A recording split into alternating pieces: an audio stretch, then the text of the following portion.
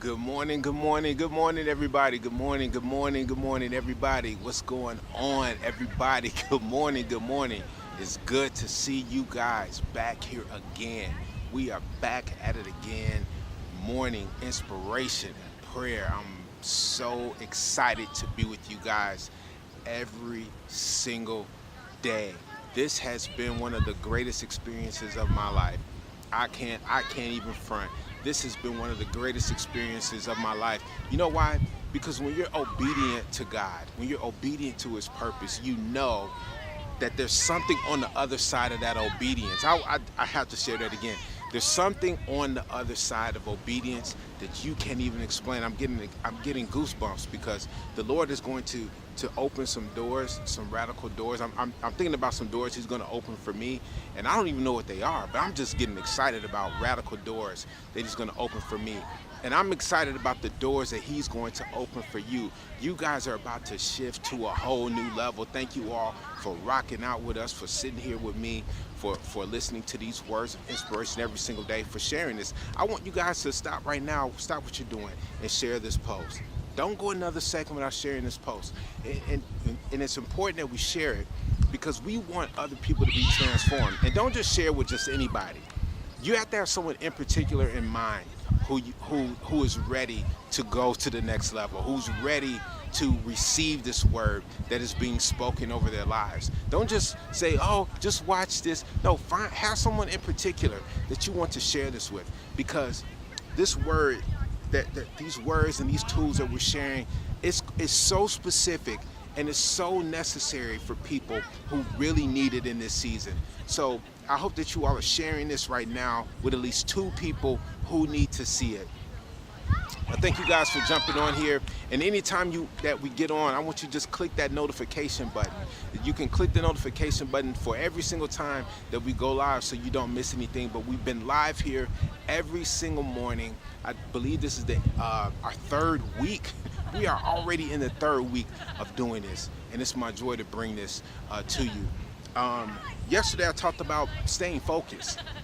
And today I'm going to give you, I'm going to shift to something else because the Lord put something in my spirit, and he was showing me that that sometimes people are having a hard time in their communication with others. Like, we're having a hard time learning how to have tough conversations with people.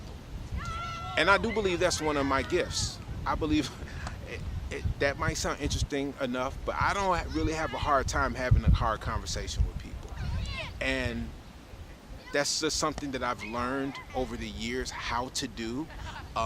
It's nothing that I really just said, I'm going to take notes on how to do it, but it's something I had to overcome the fear of doing it. And many of us are in situations where we need to have tough conversations with people at our job, with people in our family, some of our friends, people at church, just no matter what. We're going to have these times where you're going to have tough conversations with people because typically most people are reserved, and we care too much about other people's feelings and not hurting their feelings. So we usually keep inside the things that are really bothering us or ailing us. And let me tell you, I know I have a lot of leaders who are watching this.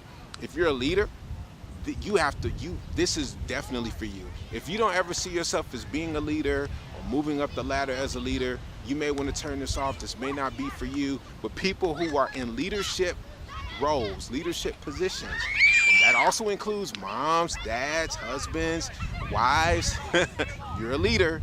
You're going to have to learn how to have tough conversations. So today, I'm going to give you 5 keys for having hard conversations. I'm gonna give them to you. And you know, Jesus never shied away from hard conversations. Like, he never was like, I don't want to hurt their feelings, so I'm not gonna tell them about themselves. No.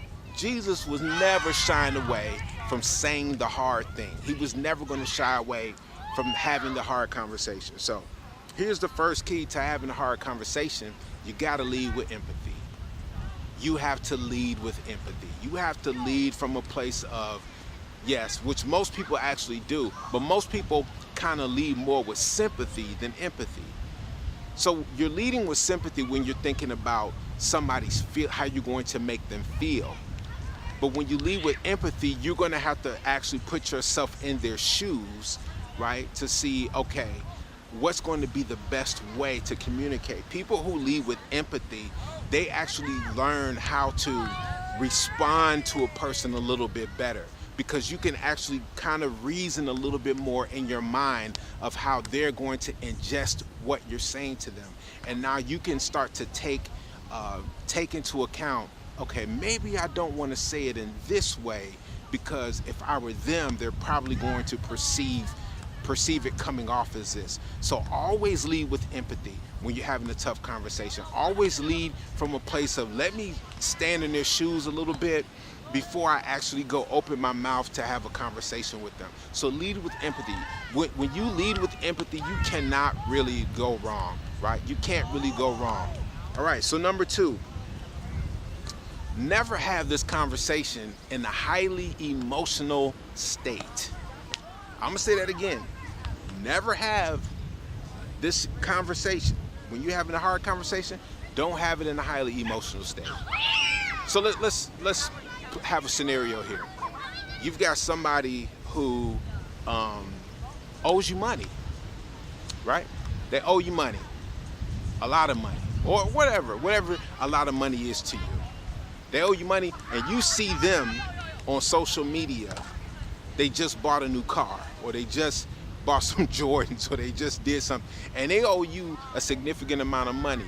The time when you have that tough conversation probably is not in their comment section, even though I've probably been a little petty with people, but people typically don't owe me money because I don't really lend out money.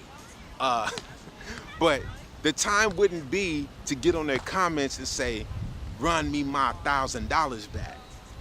Why? Because you are too highly emotional. You're in a highly emotional state. And typically when you're highly emotional, high emotions lead to being highly irrational. Typically when you're highly emotional, it's going to lead you to being extremely irrational, and lots of times you're never going to be heard, and you're not going to hear the other person. So you have to wait until the emotion is calmed down. Because if you're highly emotional, you can't lead with empathy, right? Remember, the first step is leading with empathy. When you lead with empathy, you're leading from that place of saying, let me put myself in their shoes. Okay, they bought this new car. Okay, they probably weren't thinking about the fact that they owed me money when they bought this car. They could not have been, right? When you go through that logic. So when you see them in that new car, you're like, but where's my money? Right? So you have to pull yourself down from your highly emotional state and get back to that number 1, lead with empathy. Because if you're leading from the highly emotional state, it's going to lead to you being irrational more than likely. Number 3, I like this one. I love to do this one. This is going to help somebody. This is going to help you, because I'm pretty sure that a lot of you all are not doing this. Ask leading questions. Ask leading questions. What's a leading question?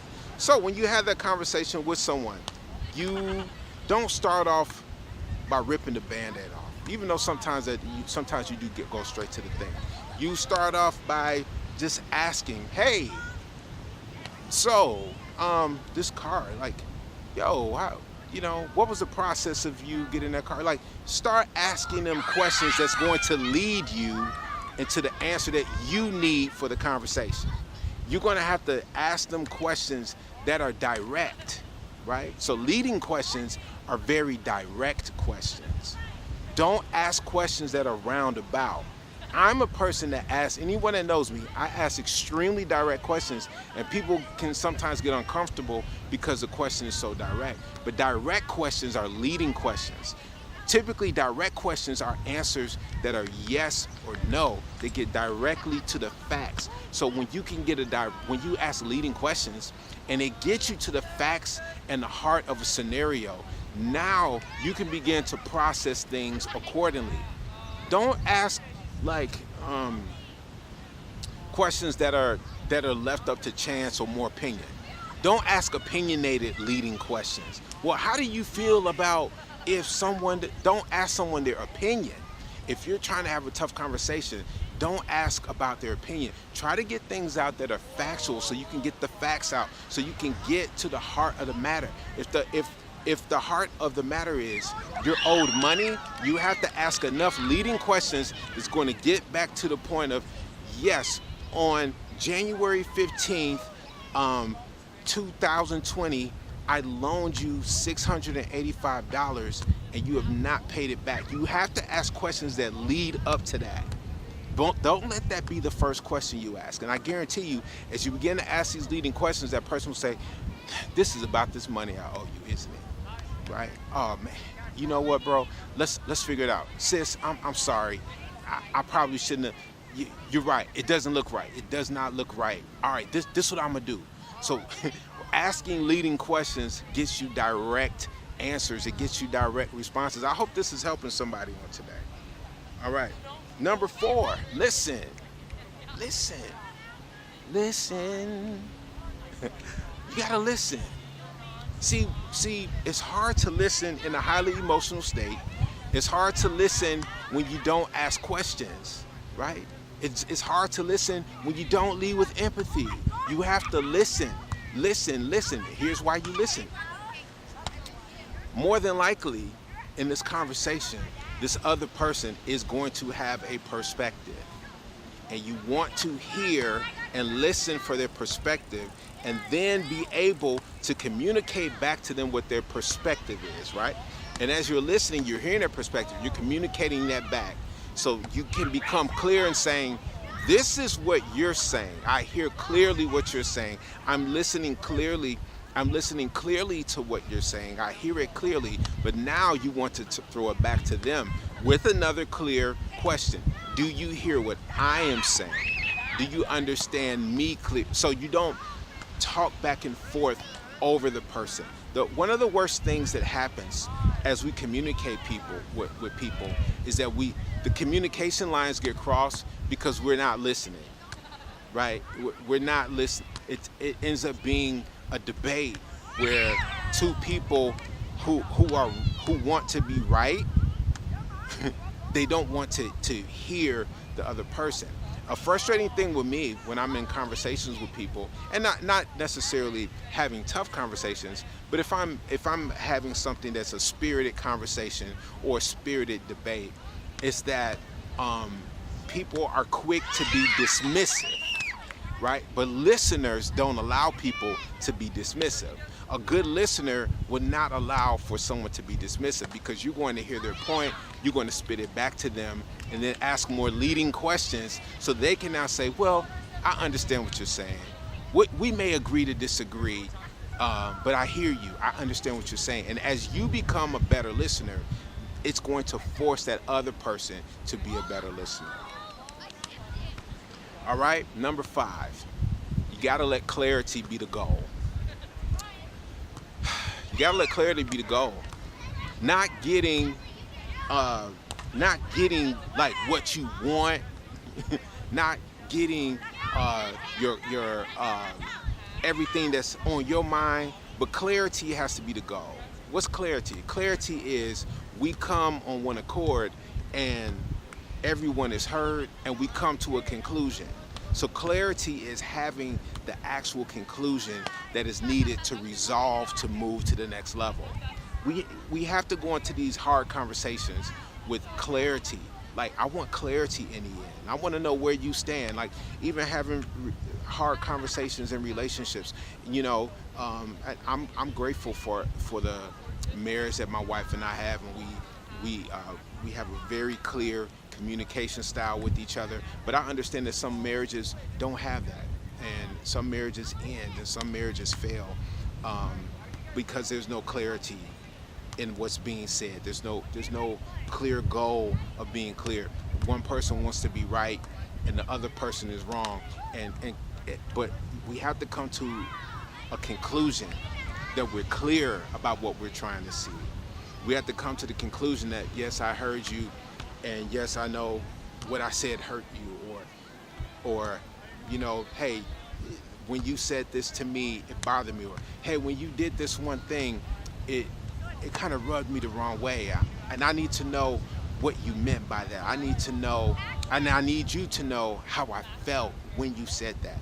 So I want us to really lock in on these things, because you know, having a clear communication style and being able to have hard conversations is going to take you to massive places. Don't underestimate these tools that I gave you. Don't underestimate these keys that I gave you. This is going to help you catapult your way up through the ranks in your company, in your school. It's going to help you in your marriage. It's going to help you be a better parent. It's going to help you be a better friend. All these tools are going to help you. Let's recap them. 5 keys for having hard conversations. Number 1, always lead with empathy. Number 2, never have the conversation in a highly emotional state. Number 3, ask leading questions. Number 4, listen. And number 5, let clarity be the goal. Let me pray for you right now. God, I thank you right now. I thank you for this day. I thank you for each person who's watching this right now. God, I thank you that some of us have had issues with our communication, with our friends, with our families, with our parents, with our spouses, with our children, with our co-workers, with our bosses, with our supervisors, our managers, our employees. Father, you see where the communication breakdown is happening, even with pastors and their members. Father, I just pray that you give us clarity. Let clarity be our goal. Let us walk away with a clear understanding and lead with empathy as we speak with people, and lead with love, lead with compassion as we have conversations with people that may be challenging, that may be hard, oh God, but you're able to give us the clearest communication style, oh God. And you're going to take our communication style and allow for it to multiply, and let our communication style allow us to be better disciples and lead us to better ways of how to disciple your people, how to disciple your children. In your name we pray. Amen. I hope that you all got something out of this. It was a little bit different. I know it was a little bit nuanced what we talked about today, but I hope that you got something out of this today. And remember, tag at least 2 people who need to see this. I'm excited to be in front of you guys every single day. If you want to be a blessing to this ministry of Illuminate Church, you can do so by going to our website, IlluminateChurchOnline.com/give, or simply go to our Cash App, $Illuminate Church. We appreciate your generosity, and we'll talk to you again tomorrow.